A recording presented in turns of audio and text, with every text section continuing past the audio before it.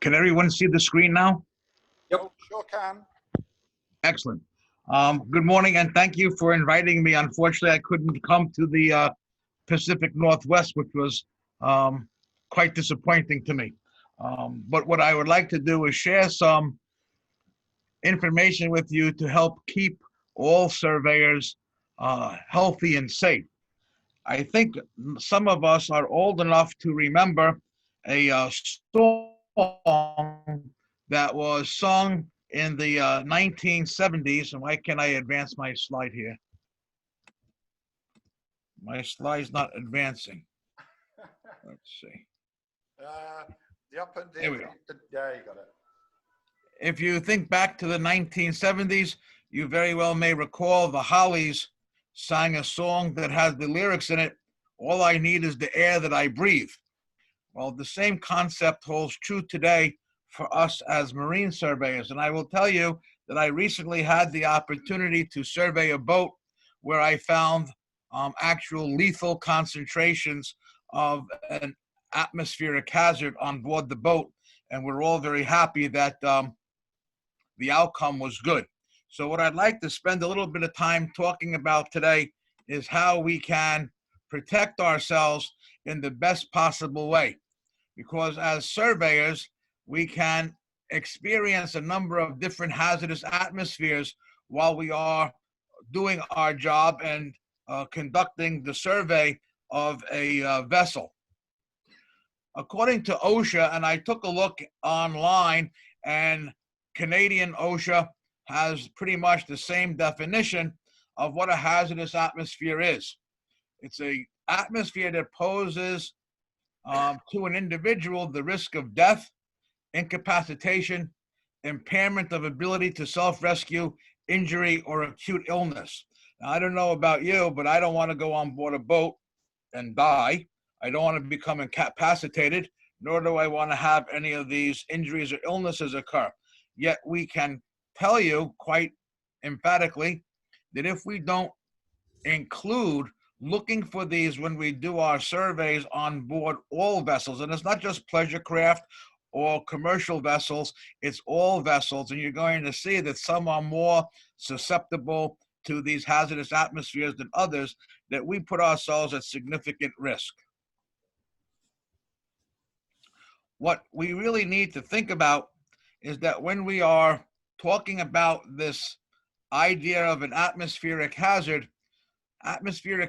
can be placed into one of three categories. And the three categories of atmospheric hazards that we have are going to be oxygen deficient atmospheres, flammable atmospheres, and toxic atmospheres. So which ones do we encounter as surveyors? Well, the answer is very simple, all three. And it is very, very likely that depending upon the type of vessel we're dealing with, that we could encounter any one of or any combination of those three atmospheric hazards.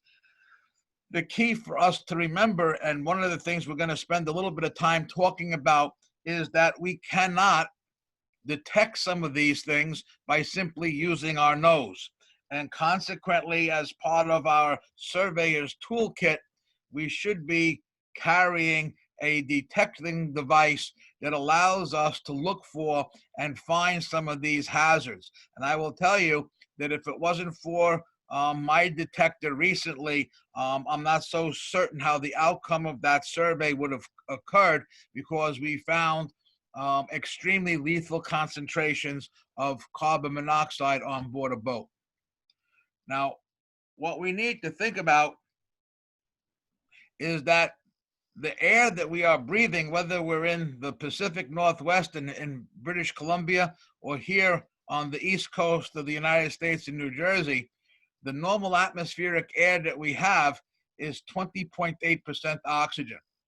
And there are some other things that are in that air, some nitrogen, some argon. If you come to New Jersey, we have small amounts of other gases because our air is kind of polluted. But typically what you will see is that there's 20.8% oxygen in the air that we are normally breathing. So when we go on board a boat, what we need to make sure of is that our oxygen content is at 20.8%. Anything that starts to show less than that is indicative that A, there's something there, and B, what is there and why is it there, and how can that affect us while we're doing our work. So let's take a look at this oxygen deficient concept for a minute. What causes oxygen to be used up, or what causes oxygen to not be found on board the normal atmospheric air that we're breathing? And what we can simply say is that oxygen reduction can be caused by one of two things. It can be displaced or it can be consumed. Now, let's take a look at these two ideas a little bit more closely, because surveyors can find either one of the two when we do our work.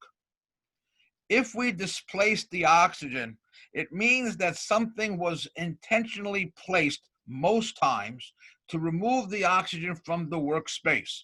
So if we go to a shipyard and we're involved in surveying a vessel that's undergoing some repair, undergoing some maintenance, and perhaps they're doing some hot work, they're doing some welding on board the vessel, what could occur is that they intentionally use an oxygen displacement concept to reduce the potential of having a fire on board the vessel.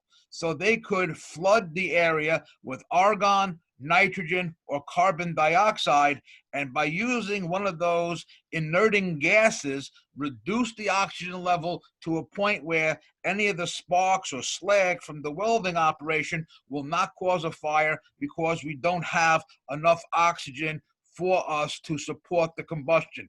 And we know that in order for us to have a fire, we need the three components of the triangle: heat, fuel, and oxygen. So if I take the oxygen out of the vessel by using an inerting gas, argon, nitrogen purging, or carbon dioxide purging, if I reduce the oxygen to a level that has been prescribed to us by the National Fire Protection Association and by the American Petroleum Institute, if I can get that down to a level that does not support combustion, I won't have a fire on board the boat. However, if we go onto that vessel after that operation is completed and they have not put through ventilation sufficient oxygen back onto the boat, we'll now be exposed to the oxygen deficient atmosphere, and we can become seriously injured or worse. The other way that we can experience oxygen depletion or oxygen deficiency is through the consumption of oxygen. And this is the more common way for us to experience as surveyors an oxygen deficient atmosphere. So we have to ask ourselves, what causes an oxygen deficiency by consumption? And what you should be thinking about is the oxygen being used up. And I guess the first science experiment that I can recall seeing when I was in elementary school was the teacher who took the candle and lit the candle and then put the glass over the top, and after a few seconds the flame went out because the oxygen was consumed inside that glass where the candle was burning. Well, by consuming the oxygen, yes, I can put out the flame, but I can also put you and me out. And consequently, we have to ask ourselves, what can consume the oxygen? The oxygen on board a vessel can be consumed by two major things. One is the presence of bacteria, and the second is through the formation of rust. Now, bacterial action. The boat has perhaps a bad sewage system on board. The head is leaking. We have sewage on board the vessel. The bacterial action of that decomposition of the sewage could easily use up and consume the oxygen found in the enclosed space in the vessel. More potentially, however, for us is going to be the consumption of oxygen through the formation of rusting. Now, what is rust? Rust is oxidation. There are two types of oxidation: rapid oxidation, which is a fire; slow oxidation, which is the formation of rust. Rusting uses up oxygen just like the flame inside that glass uses up the oxygen. Let me give you an example. I have someone who's very dear and near to me who is a firefighter, and they responded to a call for an individual who was found laying on the side of the road. When they got to that person, he was found laying on the side of the road, and immediately adjacent to him was an open hatch, which led to an underground water utility vault where the water main for a large complex was located.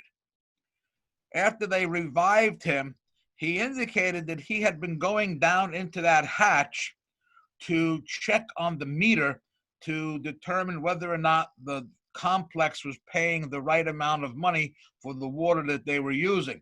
And as he was descending down into the small utility vault, he started to feel weak and felt like he was going to pass out. And he very fortunately was able to get himself out of the utility vault. When they put their air monitoring meter into the vault, they found an oxygen level of about 15%. Where did the oxygen go? When they took a closer look, they found that the ladder leading down into the vault, the piping, the meter itself, and everything else that was there made out of metal was covered in a thick, rusting type situation. The rust consumed the oxygen and almost killed this individual. Now ask yourselves the following question. As a surveyor, do you go on board a vessel, maybe a commercial vessel, or even a large yacht or small pleasure craft, where you have found excessive rusting in an engine compartment, in some area, a machinery compartment on board the ship, and now you are not thinking about, could that rust have consumed the oxygen to a level that could be dangerous for us? Whoops.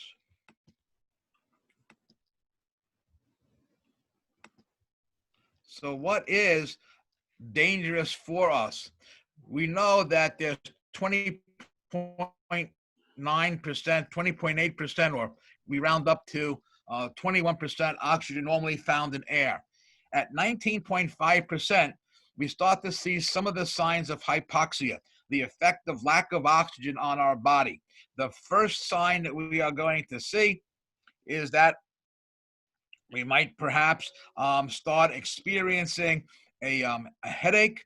We might start to see that our lips and our nail beds on our fingers are turning blue. We become hypoxic. At 15 to 19%, we see a decreased ability to work. We see a diminished muscle control. You have tools in your hand, you have your surveyor's clipboard and pen in your hand, and you keep dropping them because your muscles are not able to hold on to the pen, the clipboard, etc.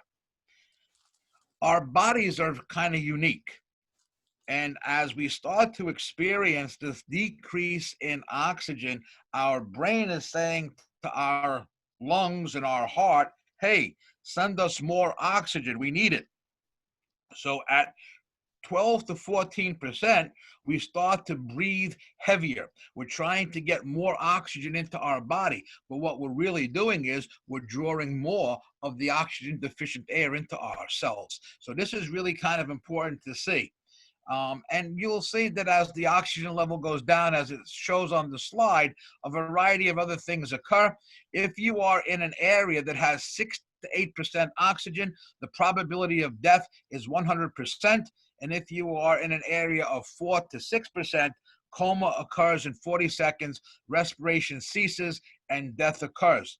Now, let me remind you that the American Petroleum Institute and the National Fire Protection Association both say that if you are going to use an inerting gas to control the potential of a fire on board a vessel, you must remove the oxygen level to less than 4%. So what does that mean? If we go on the vessel not recognizing this, if we go on board a ship not being aware of this, we have the very likely opportunity to die in a matter of only a few seconds. In addition to experiencing oxygen deficiency, certainly we have the opportunity to experience the presence of flammable vapors and flammable gases on board a ship.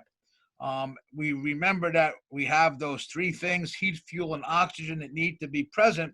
But what I want you to see, most importantly, is that when we talk about flammable vapors and flammable gases, we have to take into account the idea of having these present in what we refer to as the flammable range. The flammable vapors must be between the lower and upper explosive limits. Every flammable gas and every flammable vapor has a different lower and upper explosive limit. So let's take gasoline for an example. Gasoline has a lower explosive limit of 1.4% and an upper explosive limit of 7.6%. What does that mean? I need to have 1.4% of the area's volume filled with gasoline vapors, and I need to have 7.6% of the area filled with gasoline vapor. Anything less than 1.4% or more than 7.6% will either be too lean or too rich. Consequently, if we go on board a vessel, what are we concerned about? We are concerned about, are we too rich? Are we just right between the lower and upper explosive limits? Or are we safe and too lean to burn?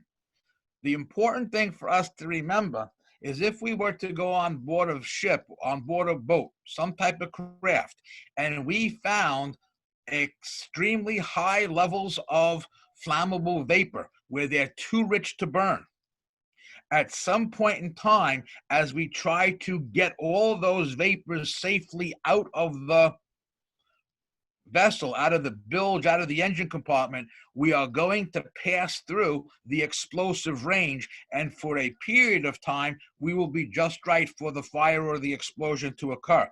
So for us, we are really needing to understand, are we too rich to burn? If we're too rich to burn, as we try to get that vessel safe and remove all of those flammable vapors for a period of time, as you can see on the slide, we're going to go from too rich for a period of time. As we go down, we're going to be right in that explosive range. There's only one way for us to tell whether or not that can occur, and that's through the proper use of an air monitoring instrument. And we'll show you the air monitoring instrument that I use. And what it does is it measures the amount of flammable vapor that I have as I begin to approach the LEL. So I want to know how close I am to getting to the point where I can have a fire or an explosion take place.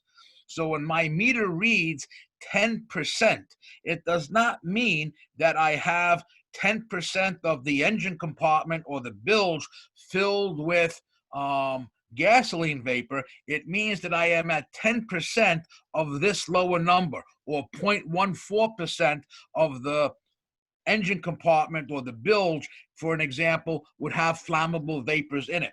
So that's why we should be setting our air monitoring instruments and using our air monitoring instruments and understanding our air monitoring instruments, because we want to know how close we're getting to being in that flammable range. You'll understand this a little bit more in a little bit when we show you the air monitoring instrument itself. Now, here's the thing to remember. If you find on board a vessel that there is enough vapor to be able to be ignited, so you are in the flammable range.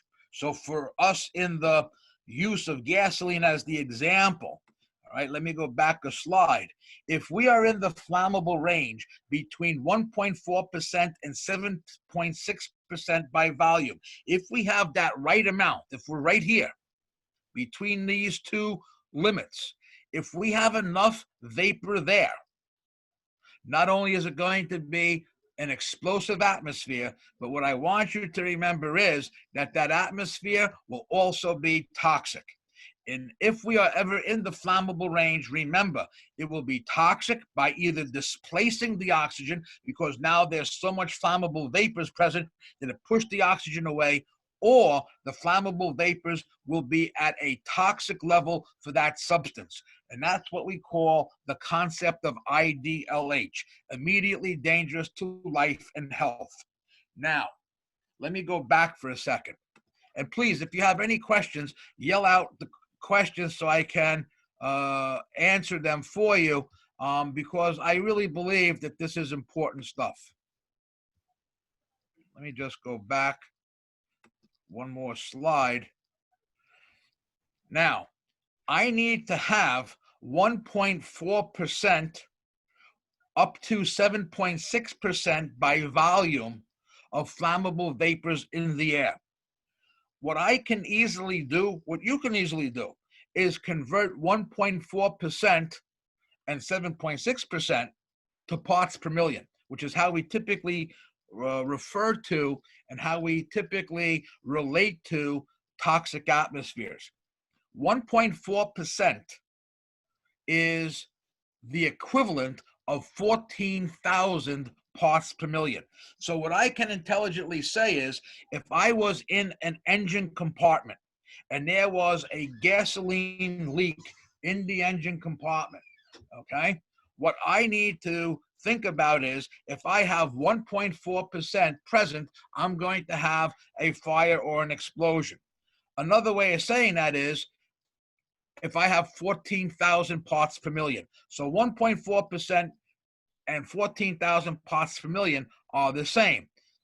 Similarly, 7.6% by volume is the upper limit, or 76,000 parts per million. Now, here's the important thing to remember. Okay, when we talk about the concept of toxic material, okay, what you will see for gasoline, the IDLH, okay, of gasoline is 3,000 parts per million. So way before I have enough vapor to burn, I need 14,000 parts per million. 3,000 parts per million are going to be immediately dangerous to my life and health. How do I know this? I can't rely upon my nose. We have to be using air monitoring instruments and these gas detectors, gas meters, to determine that. So that brings us to this idea of toxic atmosphere. What does the word toxic mean to you? What does it mean to me? The answer is very simple. The word toxic means it's poisonous. And if we go on board a vessel, what we can encounter sometimes is what we would consider to be a toxic atmosphere. Now, what you will see is that when we deal with toxic atmospheres on board a vessel, there are several different ones that we can encounter. We can encounter carbon monoxide, we can encounter hydrogen sulfide, we can encounter things like perhaps mold and lead paint dust.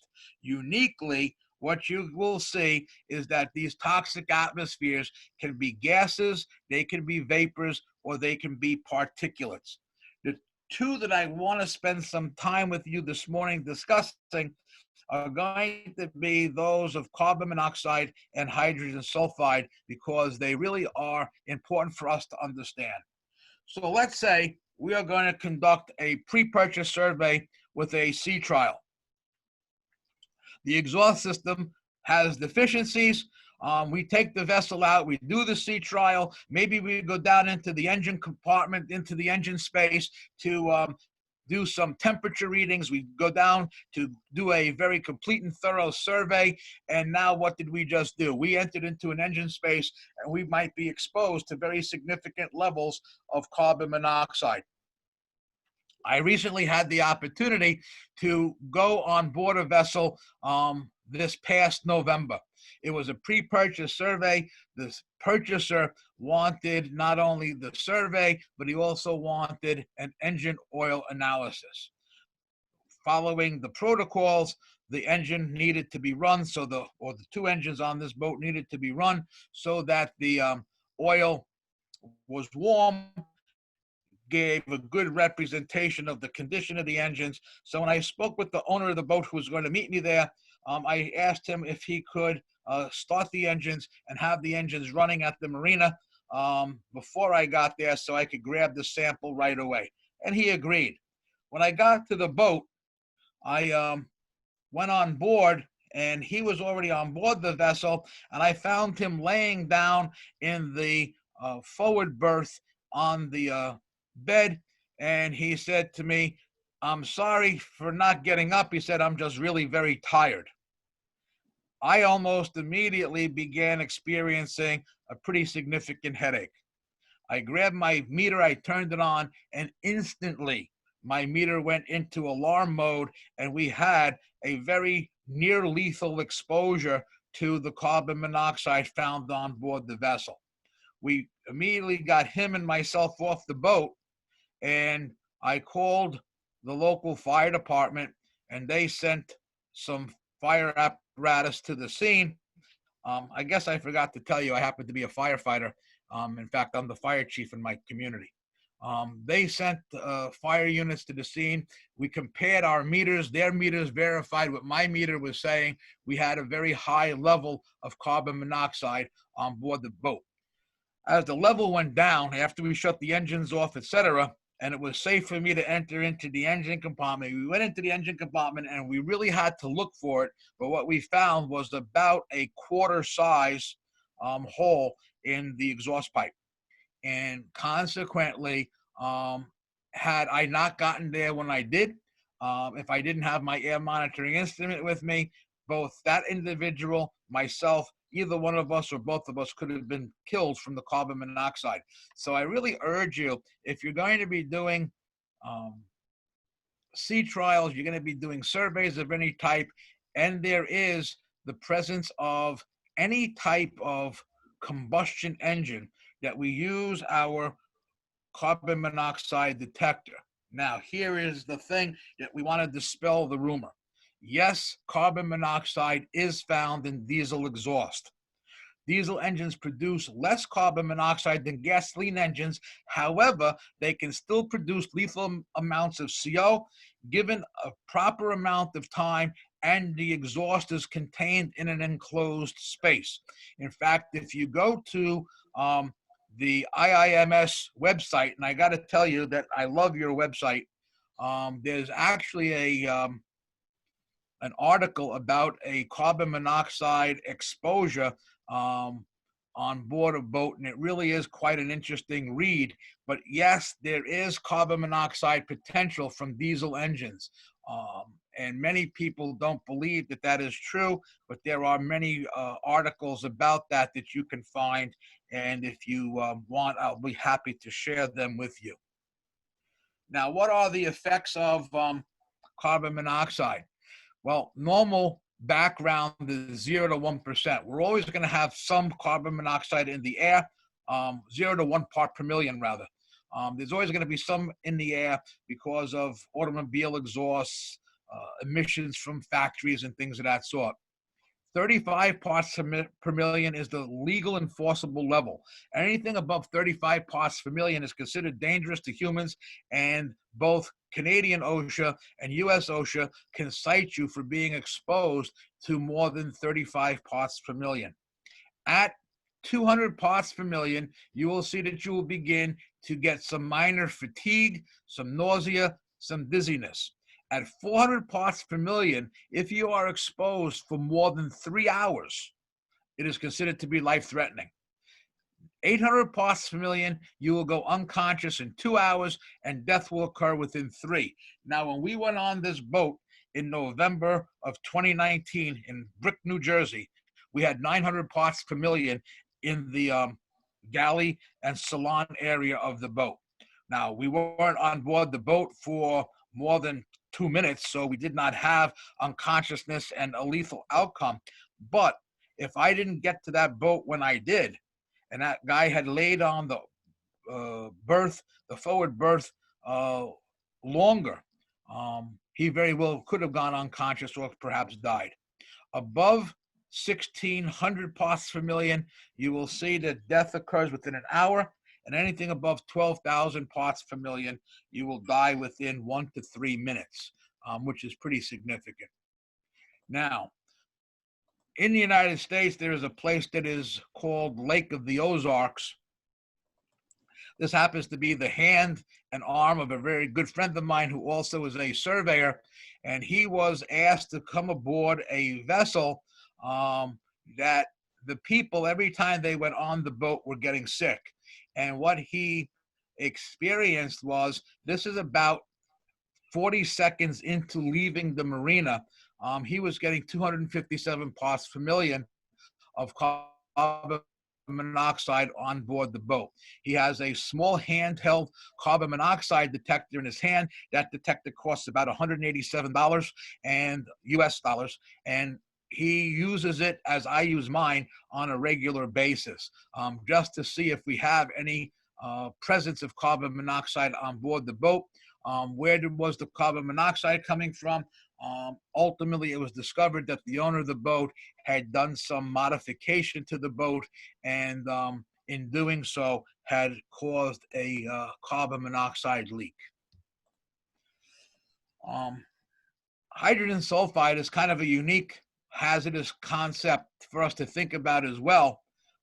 It's caused by decomposing organic material, and it has a very, very distinct smell of rotten eggs. Now, here's the problem. The first thing that we have to think about is, when we're doing a survey, where could we find hydrogen sulfide presence? Well, we could find organic material that is decomposing.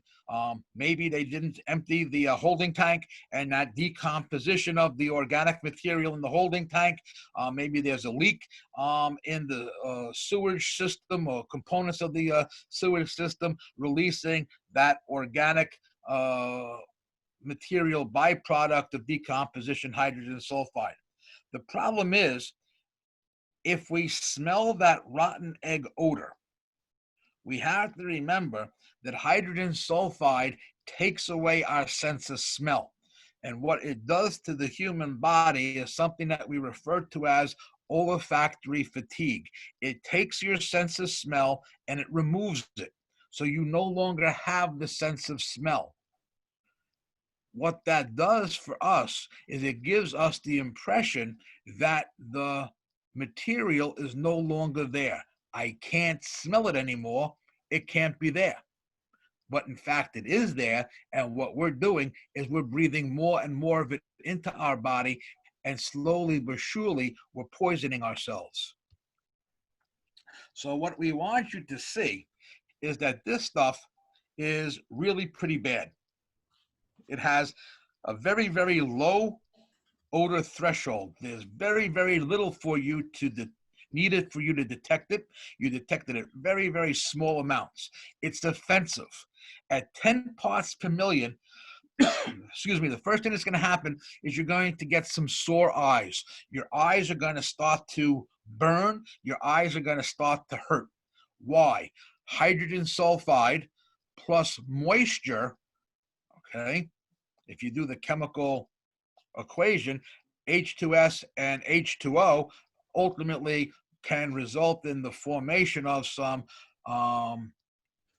sulfuric acid type effects in the eyes. At 20 to 30 parts per million, we get a strong, really, really sickening odor. At 50 parts per million, your eyes really start to get irritated and you get conjunctival irritation. At 100 parts per million, you lose your sense of smell. At 250 parts per million, for a prolonged exposure, you'll end up dying. At 300 to 500 parts per million, you'll experience pulmonary edema and immediate life threat. So at 300 parts per million, which is not unusual for for us to find in certain locations in industry, we can find that the person will experience pulmonary edema, the filling up of their lungs, and experience an immediate life threat. At 1,000 parts per million, it is immediate or imminent death, instantaneous unconsciousness. You're not going to survive. So how do we protect ourselves? We protect ourselves in several ways. The first thing that we have to do as surveyors is recognize that there's more to going on board a vessel and looking to make sure that the vessel meets various standards and things of that sort. I'm a accredited marine surveyor, a SAM surveyor, and yeah, I go on board a vessel and I'm looking through all the things that I need to look for so that I can prepare the best possible report. But what I also have to remember is I have to recognize that there are things on board that boat that I'm surveying that could be a potential danger to me. And as we do our job, we need to be thinking about, are we evaluating the work areas on the vessels we survey? We go into the engine compartment, we go into various portions of the ship. Are we looking for these atmospheric hazards? And then ultimately, how do we control them? Hopefully today you have a little bit better sense of what some of the atmospheric hazards are that we can encounter as a surveyor. Remember that most atmospheric hazards are odorless, they're colorless, they're tasteless. You can't tell me that you can detect them by your sense of smell. Your nose is not a calibrated device. All right, the only way that we can properly determine and evaluate the quality of air is through the use of an air monitoring instrument. And typically what you will see is that there's a 4-gas meter that will give us a good indication as to what the dangers are that we might encounter, okay?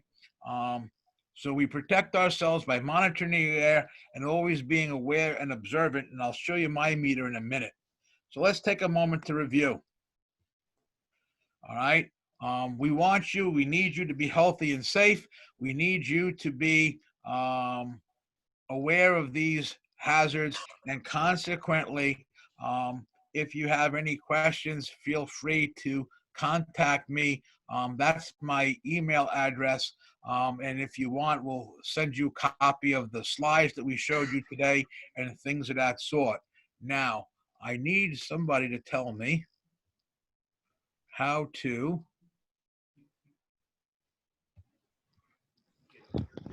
What are you wanting to do, John?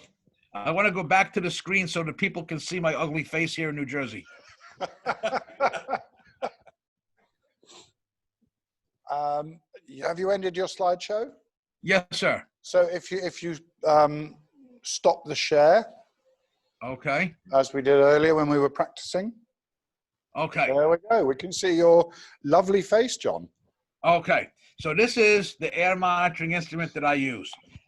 It's small. It weighs about the same amount as a cell phone. It has a clip on the back that you can clip onto your belt or onto your shirt.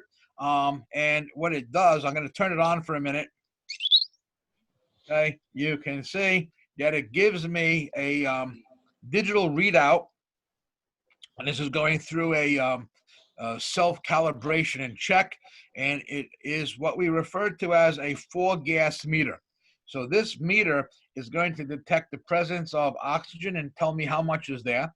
It's going to detect the presence of flammable vapors and tell me how much is there. And it's going to detect the presence of 2 toxic substances, carbon monoxide and hydrogen sulfide gas. Now, this one is one that you could wear as a personal unit. There's another one that I didn't bring to show you. It actually has a small pump and has a hose on it. So you could stand, for an example, on the deck of a vessel. You could be standing out in the cockpit area, lift up the engine compartment cover and drop the hose into the engine compartment and get a reading without ever going into the area to determine the presence of any of the 4 gases that we're concerned with. But I really urge you, and look, I don't sell these things. I don't make any money talking about these types of things, but I am concerned about surveyor safety. And this is the only way that I have determined, I figured out that we can be safe while we're at work. If you don't have one of these devices, I really urge you to get one. It's cheap, they're inexpensive, and again, it's our health and our safety that we're concerned with and we're talking about. John, can you just repeat the name of the If device, you have any please? questions, feel free to ask. Can you This just repeat happens to be what we refer to as a 4-gas air monitoring instrument. I like this one because this one comes in a rubber cover. So when I drop it, and I've done it on a number of occasions, the hard rubber cover protects it. The reason I like this one is because my firefighters use this, and it's firefighter proof. So it's firefighter proof, it's surveyor proof. And it's rugged, it's easy to use. It's used by simply doing one thing and pushing on one button. Let me put this into alarm for you so you see what happens when it goes into alarm.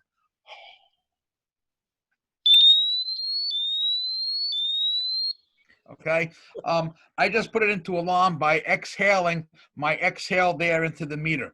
My exhale there has less than 19.5% oxygen in it, so that's the way it would go off. It flashes a red light, it gives a sound, and it actually vibrates. So you'll feel, see, and hear an atmospheric hazard on board a vessel when you're conducting your survey if one of those problems is there.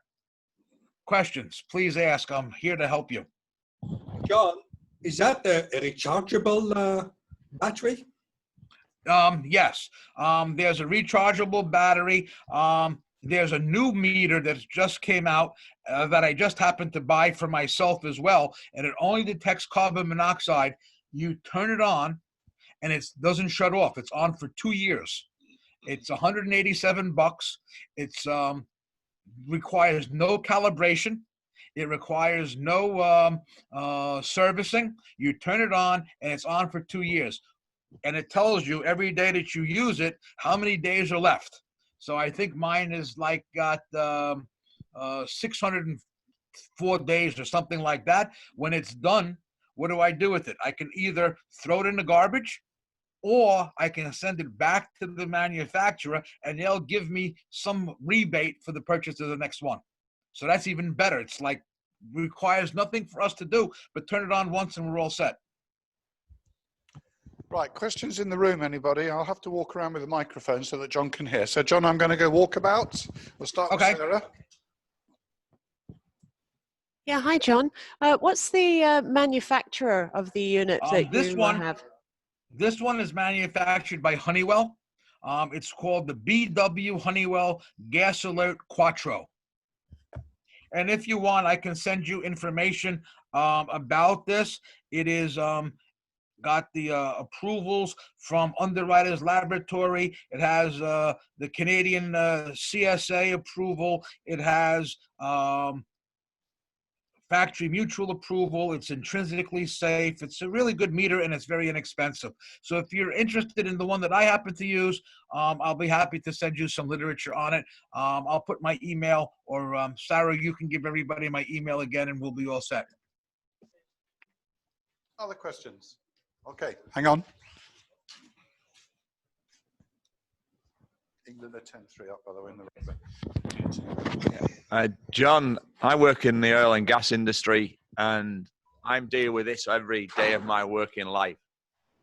We are very, very particular about the security of our personnel entering confined spaces. I had 3 fatalities in a trench in Brazil with nitrogen. We're testing a line with nitrogen. It couldn't get a test. One guy went in, he went down. His buddy went in, he went down. And the 3rd guy in the team went in and he went down. 3 fatalities. Your meter would have saved their lives. Absolutely, it would have. Yeah. Because what would have occurred was they would have immediately detected the reduction of oxygen. Nitrogen is a very unique thing. I guess, did Sarah tell you my background? Go for it. Okay. When I'm not surveying vessels, I am a professor at Rutgers University in New Jersey. Rutgers is the state university. It's the largest university in our state. Our student population is about 65,000 students. And I teach in the occupational safety program. In fact, I'm the senior faculty member there. And we teach a lot of industrial hygiene type things. I have a master's degree in industrial hygiene, etc. Nitrogen is a very interesting thing, because what you will see is if you are exposed to a nitrogen atmosphere, and I can give you the link to an excellent video about this. If you are exposed to a nitrogen atmosphere, you get the instantaneous feeling of suffocation. So as soon as you take that first breath, you're done. So what this device would do is this device would tell you as you are getting more and more into the nitrogen, okay, that the oxygen level is going down. This is set to go off at 19.5% oxygen. But if I'm watching it and it says right now in my home, I have 20.9%. If I see that it goes down to 20.8%, I got to be asking myself right away, what took that 0.1% oxygen away? Where did it go? Why did it go? If it drops down to 20.7, now I'm down to 0.2%. I'm out of there. I'm not even going to wait for the alarm to go off, because something is causing that to happen. So a device like this is critical for people working in the petrochemical industry, the shipping industry, and I really believe for surveyors as well. Other questions? Hang on.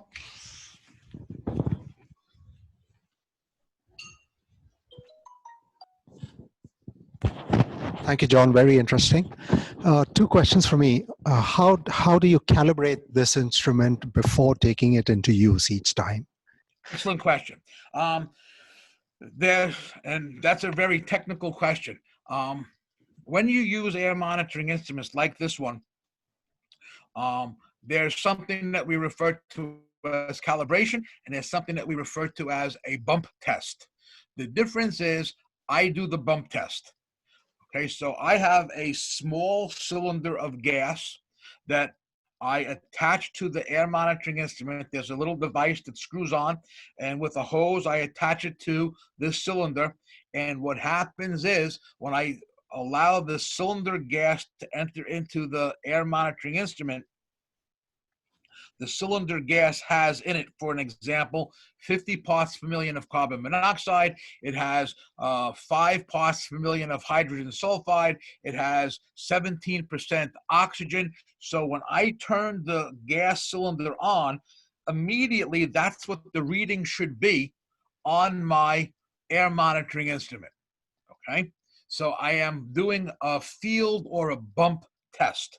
The manufacturer says, you do the bump test, all right? For an example, the United States Coast Guard strike team, they do a bump test on their air monitoring instruments every single day. I don't do that. I'll do a bump test on my air monitoring instrument once a week, maybe a couple of times a month. If I am not using it that often, and I don't have many surveys to do, I'll do it before the next survey. If my bump test shows that there's a significant difference, my air monitoring instrument should be reading 20 parts per million carbon monoxide, and it's only reading 3 parts per million carbon monoxide, stop. The air monitoring instrument now goes back to the manufacturer, okay? And the manufacturer calibrates it, and that probably is indicative that one of the 4 sensing devices that are found in here, and there are 4 sensors in here, that's indicating that that sensor needs to be replaced. So I don't calibrate, you won't calibrate, you'll do a bump test. The manufacturer or the manufacturer's representative, authorized representative, will be doing the calibration. Now, from a legal standpoint, what do? Every time I do a bump test, what do I have? I have a bump test report form that I fill out. My name, the date, the results, and that's that. So if anybody was to question, okay, now I showed you the picture of my friend on board a vessel with 257 parts per million carbon monoxide on board the boat. That is probably going to end up in some form of litigation. And consequently, when he testifies in court, one of the questions that's going to be asked of him is, did you calibrate, did you bump test the air monitoring instrument that you were using so that we know that what you were getting on the boat was an accurate indicator of what was really there? So he will have a form with him that says, yes, on such and such a date, before I did my survey, I did a bump test on my air monitoring instrument. Here's my air monitoring instrument bump test reports. I have 25, 30 of them over the course of the last year. And he will be able to admit his information as evidence. Similarly, if he says, what's the bump test? I never heard of that. You can rest assured that the courts are going to take those readings that he had and not allow them to be admissible, because there's no way to prove that that was an accurate reading that he was getting with his air monitoring instrument. Did that answer your question? Yes, thank you. Thank you, John. So you're referring to a span gas, as is called in the marine industry, canisters of span gas. Yes, sir. That you call a bump test. Yes, sir. So that's what a surveyor should also have handy with him. Oh, absolutely. And when you purchase the air monitoring instrument, those are all additional things that you can purchase and things of that nature. But you're 100% correct. You should have all of that stuff in your office. It's so simple to do that the bump test, once you become familiar with doing it a couple of times, it should take you a matter of maybe 2 or 3 minutes to do the complete bump test and show that your air monitoring instrument is accurately working. Thank you, sir. My second question was methane. Can you touch upon methane, the dangers from a flammability and a toxicity perspective? I'm not 100% sure that I understand your question. It's also the gas methane, which is a hydrocarbon gas, CH3, chemically. Yes. Can you give us some illumination on the dangers of methane gas in the workplace? Okay, In methane terms gas. of Methane gas is extremely flammable. Methane gas can be found from a variety of different things on board a vessel. One of the things that we need to recognize is that methane gas can be generated from the decomposition of organic material, just like hydrogen sulfide can be generated from decomposition of organic material. It has a lower explosive limit of 5%, an upper explosive limit of 14%. So it is a flammable material. And this air monitoring instrument, when you read the cylinder, is actually calibrated to methane gas. So it is very accurate in detecting methane gas. And yes, absolutely, certainly, methane gas is something that we would find. I'm not as concerned with methane gas on a small pleasure craft or a smaller yacht than I would be on board a large industrial commercial vessel, a tanker or something of that sort. Thank you. Thank you very much, sir. You're welcome, sir. Any more questions? Any more? Yes, another one here for you coming, John. I noticed that you had in one of your slides, you talked about mold, or you had the word mold. Yes, sir. I know it's a big subject, and maybe you can just briefly talk about mold, because anybody that's done yachts and small crafts have automatically wanted to go and get their hazmat suit at some time. Yeah, I hate mold. I guess that when we did this initially at the SAMS conference last year, I included mold because a bunch of guys wanted me to talk about mold. Mold is pretty nasty stuff. And, you know, we really need to recognize, if we're doing some small craft yacht type surveys, that the potential of encountering mold is significant. I mean, after Hurricane Sandy, I did a number of damage casualty type surveys. And when you would go on board these vessels that had, you know, been submerged or they had taken on significant amounts of water, the mold was everywhere. Mold is a respirable hazard. What we should be thinking about is, if we see mold, we need to properly protect ourselves. And the best way to protect ourselves is by wearing a filtering mask. Masks are rated by the amount of protection they provide us, and they typically are given a number. The number is 95, 100. I can't think of the other one. But for us, what we want to do is we want to have what we refer to as an N95 respirator. It needs to be what we refer to here in the United States as a NIOSH approved respirator. And if I wear a NIOSH approved N95 respirator, I'm going to be protecting myself from any inhalation of mold, which is really kind of my biggest concern. You know, we get crazed when we see mold because it is bad. But perhaps one of the bigger problems is how we handle the mold on board the vessel. So now we have people spraying all kinds of concoctions and things of that sort on board the boat, which could be more dangerous.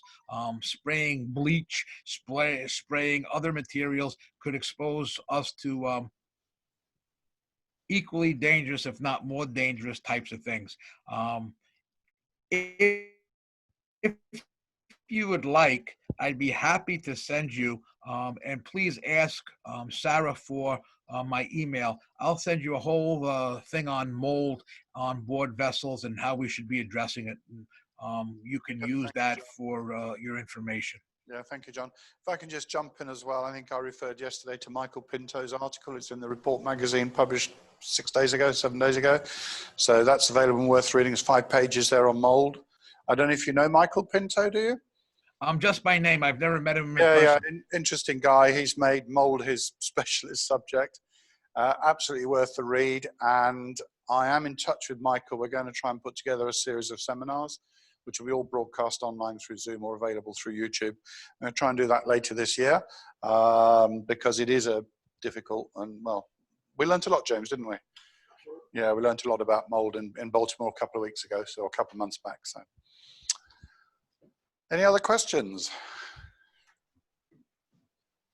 So I'm going to hand over to Lachlan then. John, I'm just going to pass you over to Lachlan to close your session, and thank you very much. Very good. Thank you, folks. I appreciate you listening. Thank you very much for your time.